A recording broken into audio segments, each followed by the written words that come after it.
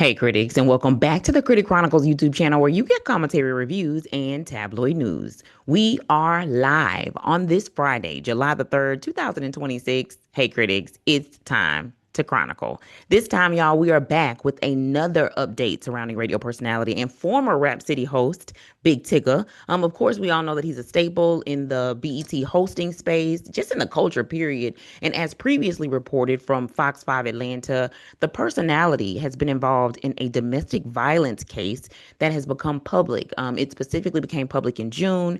Apparently, the incident happened back in May, which resulted not only in the arrest of Big Tigger, but also a demand telling him to stay away from his home, his wife, his children. As a reminder, Big Tigger's real name is Darian Morgan, and the charges were around aggravated battery, and then third degree cruelty to children after, of course, the Sandy Springs police investigated an alleged domestic dispute with his wife, Alicia Brown. Now, I've already done a few videos on this story, which are linked in the show notes, but I want to read an article with the latest that's actually surrounding this specific, or should I say, this particular case. Now, Francesca Amiker, the co-host of the Big Tigger Morning Show, she has now officially filed a lawsuit. And I want to go ahead and read what Fox 5 Atlanta has to say on their website, which I will also link in the show notes as well, so that you can also reference it as well. So this is what Fox 5 says. They says Amaker, a four-time Emmy award-winning journalist and former 11 Alive anchor who joined the Big Tigger Morning Show in May, filed the lawsuit against Alicia Brown in U.S. District Court for the Northern District of Georgia. The complaint accuses Brown of knowingly making false statements on social media that alleged that Amaker was having an affair with Big Tigger, whose legal name is Darian Morgan. Amaker also alleges that Brown falsely implied that she was responsible for injuries that Brown displayed in an emotional Instagram video. So this is that Instagram video that she basically posted, then she deleted. But remember, yes, she posted the video, but she also added his co-host in that particular video, giving the impression, yes, that she. And what I took from it was that she was the one that he was texting allegedly, and that was the reason why the argument started at first anyway, because she basically got his phone essentially. So with that being said, the co-host is firing back. She's filing this defamation case, and she's basically saying, child, you are running my name out there through the mud, and you finna pay for this. The lawsuit follows weeks of online speculation after Brown posted videos showing bruises on her face and referenced Amaker by name. At the time, Brown later issued a public statement saying that she had never called my husband an abuser, direct quote, and also the public to allow law enforcement to do its job without interference. She did not publicly retract statements involving Amaker. So even though she made that post and then she deleted it, right, which kind of gave the impression that was like, okay, I don't want that to stay up. It really gave more of a, what some initially thought as, well, some still think this. Some still feel like, as a victim, a lot of the times you want to make the person who did it to you, you don't want to tell the truth about what's happening and what's going on. But some feel like she's playing with fire. And for me personally, the to Amaker really did kind of make me say, wait, what's going on? You added this woman. And not only that, you're now coming out to say, I never said my husband was an abuser. And so it just kind of gives this conflict of like what's going on. But I will tell you that in this article, they talk about the fact that a lot of people took this very, very, very serious. And Tigger had people that were supposed to come on the week in which it happened. You remember that week that he did not show up the first 4 days of the week when initially this came out, or she posted the video, and he didn't go to work. Well, apparently, during that time, um, he was already aware of what was happening, but he's still denying any wrongdoing, any type of anything in this. And when he made his statement, he did not apologize to his wife, but he did apologize to his co-host, Miss Amaker. So with that being said, let me continue on. The lawsuit follows weeks of online speculation, which I said. So let me go down here to the part where it talks about what the lawsuit alleges. So, according to the complaint, Amiker and Big Tigger have never had a relationship beyond being professional colleagues. Now, this also lines up with what Amiker said and also lines up with what Big Tigger said in terms of their public statements. The lawsuit alleges that Brown falsely accused Amiker of having an affair, blamed her for the breakup of Brown's marriage, which I don't think I've seen anything that said they've officially filed for divorce, right? And suggested that she was connected to Brown's injuries. Amaker says, I will say that I don't think I thought when she added her, I did not think Amaker beat up Alicia. I never thought personally that my mind never went to that, but I can understand that when you add somebody, maybe you thought Amaker, had something to do with it per se. But I didn't think my mind did not go to that. Amaker says that those statements were false, defamatory, and made with actual malice. The lawsuit includes screenshots of numerous Instagram posts and comments, including one with Brown, which Brown allegedly wrote that she and Morgan were divorcing over his relationship with Francesca.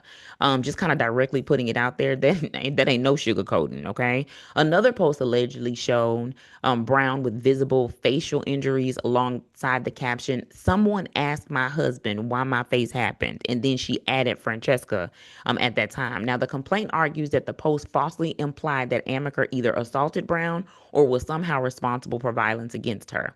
Again, if I'm being honest, I understand why maybe some people thought that. Maybe I'm in the minority because I did not think that. I just think that she was just trying to say, you're the reason why we're breaking.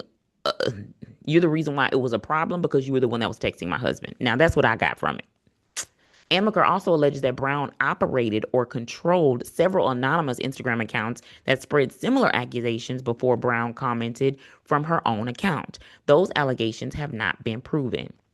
So that's even worse. So you went out and you basically created accounts, and then you posted this video, and then it got deleted. So that's a component of that as well. And so for me, when I was going through all of the things and kind of keeping up with the story, when you added her, that was really kind of like why are you putting her in it? Do you really think that she's the person?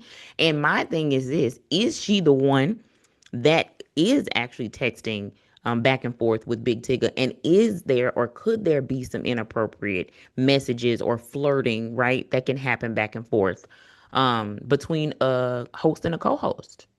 I think that's a fair question. Among the lawsuit's more unusual claims is the allegation that Brown used the public controversy to generate attention for a planned app.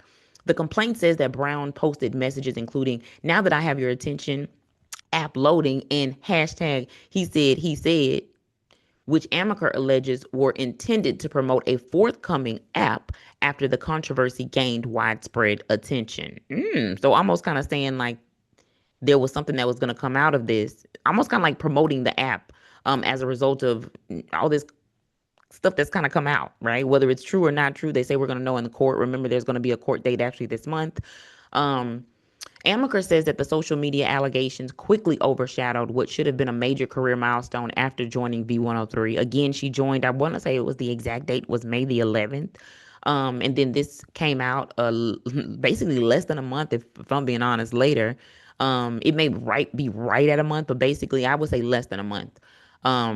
Of her joining the team. Now, according to the lawsuit, celebrity guests canceled scheduled appearances on the Big Tigger Morning Show. Meetings with prospective advertisers were halted and hosting opportunities disappeared.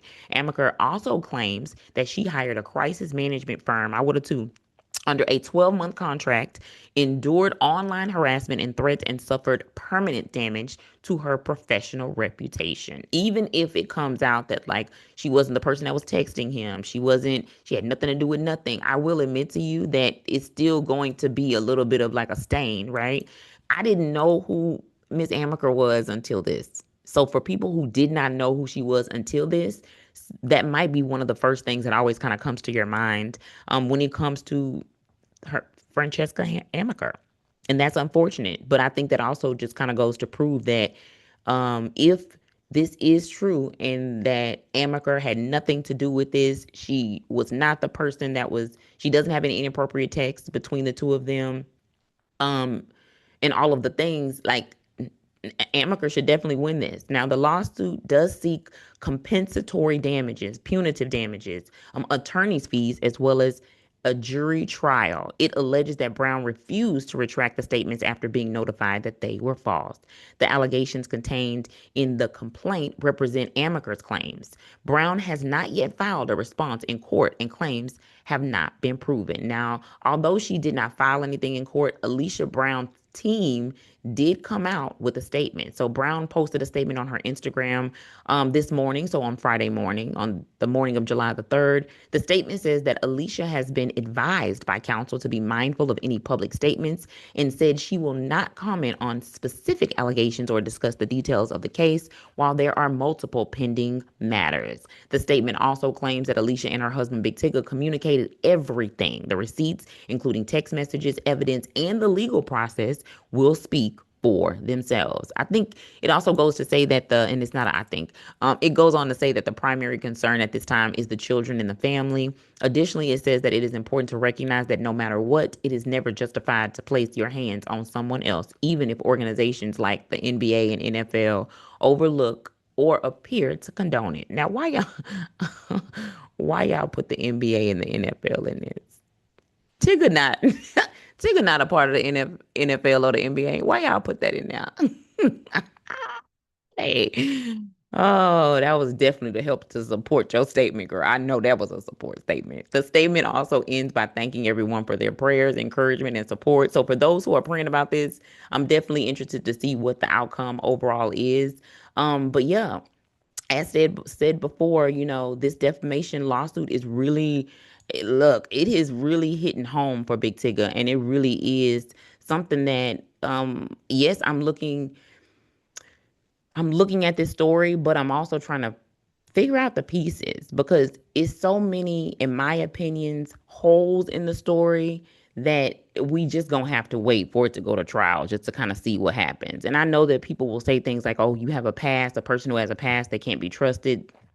I know that some people will also say that as well, but that's not necessarily my belief. And just because you have a past, it doesn't prevent you from, being a part of any like domestic violence. And so going to the part of like keeping your hands to yourself, that's always something that's a, general rule of thumb. Everybody keep their hands to themselves. But in this particular case, I think that it has to play out and we have to see. Yes, we've seen the video. I'm not saying that there was no hands that was put, but it's going to be interesting to see if this was a one-time thing, if this has happened before, but really knowing what the dynamic was in their home. And if Alicia did lie on Miss Amiker, I believe she should pay her every single cent. Some people will say things like, when people say this person did this to me and that was a lie, that person who lied should then go to jail or serve the time that the person who they lied on would have served just because they lied on the person. Yeah, and they had to go through all of the things. And if that person would have been found guilty, they would have had to serve the time. And they would have been guilty based off of a lie. You know what I'm saying?